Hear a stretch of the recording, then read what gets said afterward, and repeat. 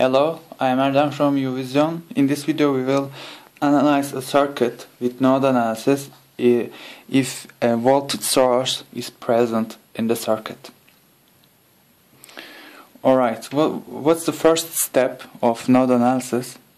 It is to choose a ground node if it's not labeled, and in this circuit the ground node is not labeled and I'm assigning ground to this node. It's obvious, right?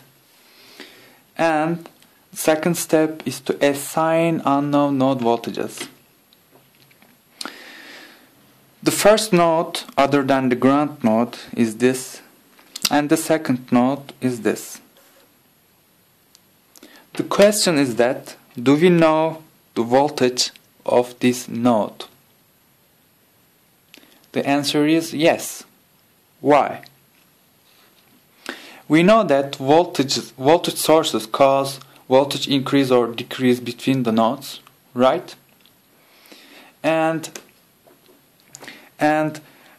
this node A, let's call this node as node A. This is node A, this is node B. And node A and the ground node is connected with a voltage source. And we know the voltage value of the ground node. It's actually 0 volts. 0 volts. And as you see, the minus terminal is connected to the 0 volt ground node.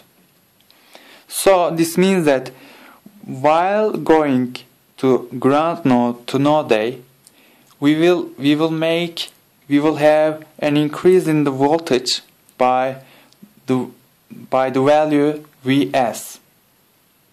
Right? If you add to 0 volt a Vs, what you get is Vs. So we actually know the voltage value of the node A. So we don't need to assign an unknown node voltage to node A. Alright? Let's look at the node B. Node B is just a classical node. We don't know its voltage, and we can't make a prediction, or we can't relate its node voltage with a reference value. So we just need to assign an unknown node voltage, EB. Alright? Third step is to write KCL equations except ground node, right? This is what rule says. But the question is that, what's our purpose on applying node analysis? It is to find voltages of the nodes, right? By assigning ground to this node, what we say that this node has a voltage value of 0 volts. And we have already found the voltage value of the node A, that's Vs. So we also won't apply KCL at node A because we know its node voltage. Alright, so this means that we will just apply KCL at node B.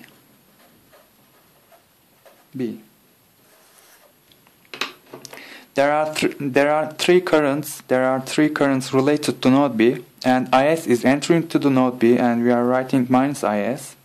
We don't know current through R3. We are accepting that this current is away from node B. This means that voltage across R3 is EB minus 0 over if we divide this voltage difference by its resistance value, we can find current value R3, and we don't know current through R2. So we are taking it as away from node B, which means that the direction of the current is to the left, plus EB minus Vs, right? The node voltage of the node A is Vs, so voltage difference across R2 when current is directed to the left is EB minus Vs. If we divide this by the value of R2, we can get the current value. We have included all currents related to the node B, we can set this whole into a 0 by KCL. And in an actual question, you will know the value of IS, you will know the value of R3, you will know the value of VS and R2. This means that in this equation you only have one unknown, and that's EB. So you can solve this equation actually. And you may ask that, then what's the meaning of R1? Well, in the question they may ask the current through R1. So that's also meaningless, but whatever. That's the process you should follow when a voltage source is present in the circuit and connected to the ground node. Thanks for watching.